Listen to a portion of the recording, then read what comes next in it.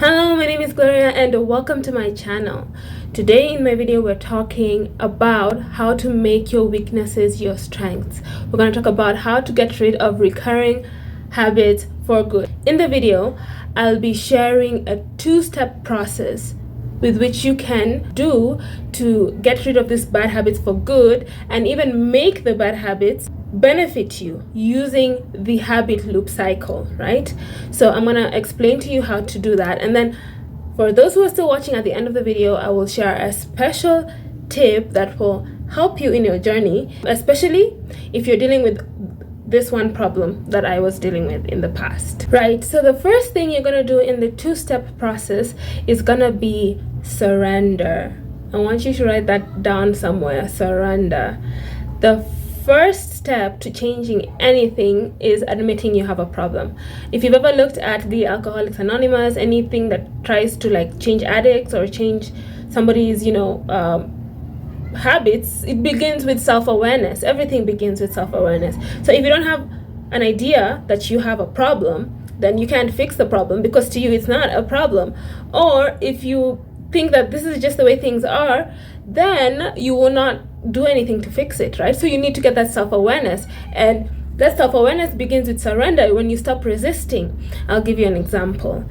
For years I was a serial dieter. I used to diet all the time. I used to like going on diets, all sorts of stupid diets, potato diets, rice diets, keto diets, all sorts of diets, and then I would do it for a bit, then fail, then go back to my usual eating, overeat, gain the weight back, lose the weight, over and over again. I used to do that for a long time and it never changed. No matter what I did, it never changed. And to me, I was just trying to lose weight, but this thing had become now a habit, a bad habit that I wanted to break.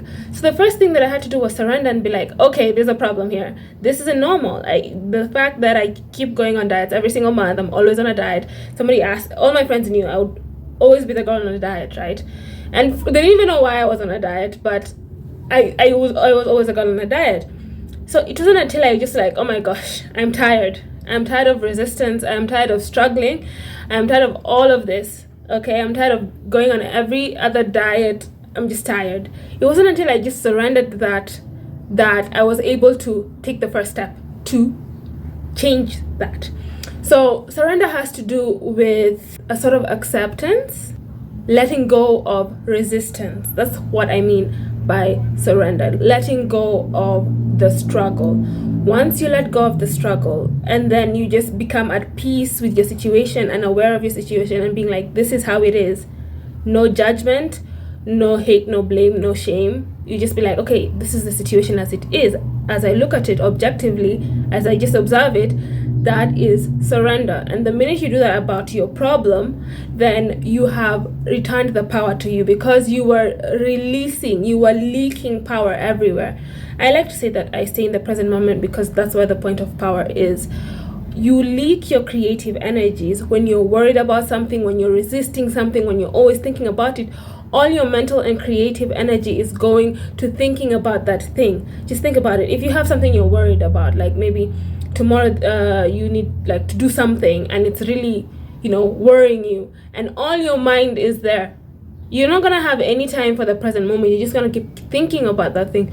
Or you have something you've done in the past that you're ashamed of, or like you're ashamed of a situation you're stuck in, or some bad habits you have, and you keep thinking about it, then all your energy is being diffused to that thing. But if you are just in the present moment and you are just worried about the next few steps in front of you, like just the next few steps, what am I doing now?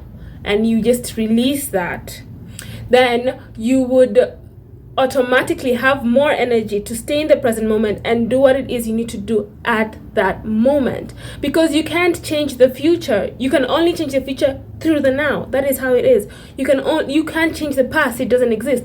You can only work with the now, and that is obvious. But most people ignore this fact and spend their time worrying and spend their time resisting, and this resistance is sucking up all their energy. So if you want to call your energy back to you, if you want to have the energy to do what it is you need to do, you need to let that go. You need to let it go. You need to surrender. Feeling pain in your body and feeling bad about having that pain in your body, there's a big difference. Okay, there's a difference between pain and suffering. You can have a headache But then you can also have a headache and worry about why you're having a headache. You can have a headache and you can feel bad and annoyed and victimized by having that headache. That's the difference, okay? So when you release resistance, you can take the next step. This is now the second step of the process. How to make our weaknesses our strengths, our bad habits, our good habits, how to alchemize, right? And that is to use your triggers as your guide. I'll give you an example. So when I was in campus, I was having a hard time with my dissertation, right? So a family member always used to ask me about it, like, oh, have you done your dissertation? Are you doing your dissertation? And at the time, I would get very annoyed by that. I'll get irritated. I'm like, yes, I'm doing it. Stop reminding me all the time. Stop asking me about it. And I would keep getting annoyed about it. And then I realized that it wasn't a them problem. It was a me problem. There's a quote like, nobody can make you feel bad without your consent. So even if this person kept reminding me about my dissertation, they had pure intentions. They just wanted me to do it and to do it well. But I kept getting annoyed because I felt like I was being nagged. So I realized that, okay, it's not a them problem, it's a me. I'm the one who's generating these feelings. So how can I use this thing for the benefit? So I made this thing. I decided that every time the person would remind me about my dissertation, I would sit down and work on it, whether it's 1 line, 2 lines, 3 lines, or something to do with it, email my supervisor, something like that. And in that way, that person became a reminder, and that anger at the nagging and the irritation at the nagging went away immediately. So you see, something that was a weakness to me, my trigger that I don't like to be nagged, I don't like to be told, became something good because I got my dissertation done faster because this person didn't change their behavior. They just kept reminding me, and whenever they would remind me, I would just do a little bit of my dissertation. At the end of the day, I finished it. So yeah, in a habit, there's the cue, then there's the craving, then there's the action you do, then there's the reward you get for doing the habit, and you repeat this habit loop until something becomes a habit. One way to change habits is to interrupt that habit loop. So you're about to just go on a Netflix marathon, yeah? Why don't you, every time you get that urge, do something productive first, then go on the Netflix watching thing? That's one way I used to do other things sometimes. Like when I know I have some work to do and I really, really want to watch a program, right? I will spend about 10 minutes before I watch the program doing something productive. That way I've used a bad recurring habit to become a good habit, right? So another example is when I was in class, I had a hard time paying attention sometimes to the teacher. And at the same time, I had a bad habit of not going through my notes because they were scattered, they weren't organized. So I queued those things together. Whenever I was in class and feel my mind wandering away, I would make sure I take some short notes on what the teacher is saying. Like I would make points on research on this later, or if I'm never gonna get a chance to study about this again and just have to go to an exam, what are the most important things I should take down? So whenever I'd feel my mind wandering, I'd be like, okay, let me take some notes on what the teacher is saying. And in that way, I could get notes and I could concentrate at the same time. So it's just a matter of gaining self-awareness and learning your cues and how to tweak that to your benefit so you can alchemize, and at the end of the day your bad habits are becoming the best thing ever because you're getting things done and you're still having this productivity. It's like you're overcoming, in a way you're like bypassing, right? Where people have bad habits and they don't gain anything from it, at least you are gaining something from it, and at the same time interrupting those patterns. With habits and with anything, even with a surrender exercise, you're gonna have to stay consistent. Consistency is what makes the difference between the 1% and the rest of the people. Every year people make New Year's resolutions. Every year people make decisions. They say, I'm gonna go on this diet, or I'm gonna do this, I'm gonna do that, and they never do it. So what's the difference? Consistency. Some people say something, and even if they start small, they do it. Okay, if I say that I'm gonna exercise, and for me, when I started exercising, it was like a plank every day. It was 1 minute plank, then I raised it to 1.5 minutes, 2 minutes.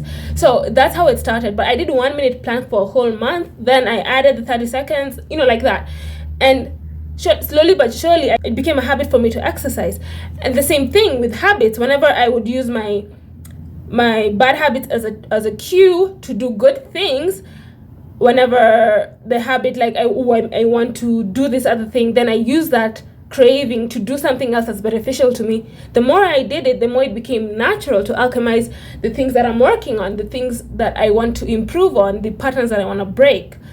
The more I started to surrender, often, whether it was in the small things, slowly, but letting things go, the more it became natural to me. So you're gonna have to stay consistent. I have an affirmation manifestation journal. It's for 100 days. 100 days of consistency, right? Because if you can do something consistently for 100 days, I promise you'll start to trust yourself more. Because a lot of these things go down to, can you trust yourself? Before, I used to fail at diets because I couldn't trust myself. I just knew I'd start the diet and I'd quit, even if I was doing good, because I didn't have that trust I had in myself.